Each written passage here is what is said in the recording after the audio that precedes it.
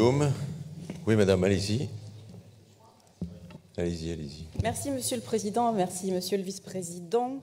D'abord, merci aux élus et aux services pour la présentation de ce bilan. Les objectifs développement durable, les efforts pour la transition écologique sont vraiment à saluer dans un temps où ils sont gravement remis en question, soit par les éco-sceptiques de l'extrême droite, soit par les éco-archaïques de l'extrême gauche qui viennent encore de s'illustrer de façon violente et intolérable ce week-end en attaquant les gendarmes lors de leur action contre le projet LGV. Et je suis particulièrement consternée qu'une élue de notre Assemblée se dise fière d'y avoir participé. Alors pour revenir à Néoterra, je veux dire que oui, nous pouvons nous réjouir des efforts de la région, mais avec des réserves que je voudrais exprimer au nom de mon groupe Centre et Indépendant. D'abord, pourquoi ne pas avoir attendu quelques semaines pour présenter le budget vert concomitamment à ce bilan ?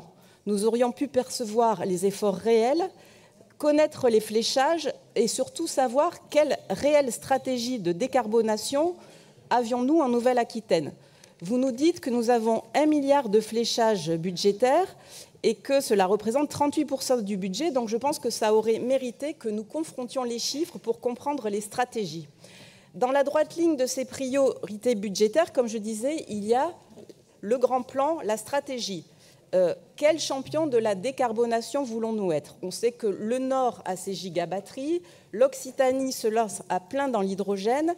Vous nous dites dans le rapport que la Nouvelle-Aquitaine veut devenir un leader en géothermie.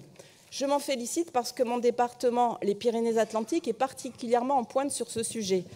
Vous citez le partenariat avec le pôle Avenia, très bien, mais sans chiffrage ni plan, et il est absolument au même niveau que l'achat de Chasup pour le projet « J'adopte le parc Attitude ». Donc on est quand même dans deux dimensions tout à fait différentes. Dans le même temps, et ce n'est pas cité, la région engloutit des millions dans le projet Flying Wells, qui fait, si j'ai bien compris, du fret décarboné. Il n'en est jamais mention dans ce rapport, alors qu'encore une fois, on doit parler d'argent, on doit parler d'économie avec une acuité encore plus particulière aujourd'hui.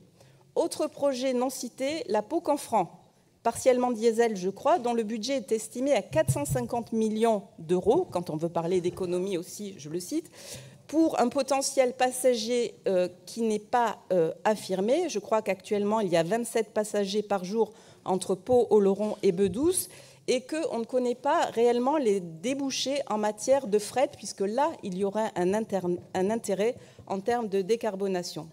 Et enfin, le grand oublié de ce rapport, c'est l'océan.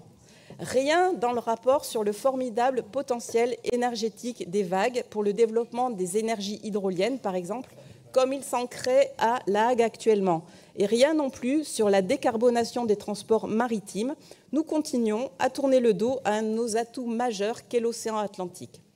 Donc, en conclusion, merci pour ce rapport, mais on aimerait plus de vision. On aimerait retrouver un président chantre de l'innovation en version verte. Nous prenons donc acte de ce rapport, mais sans enthousiasme. Merci. Alors, je vous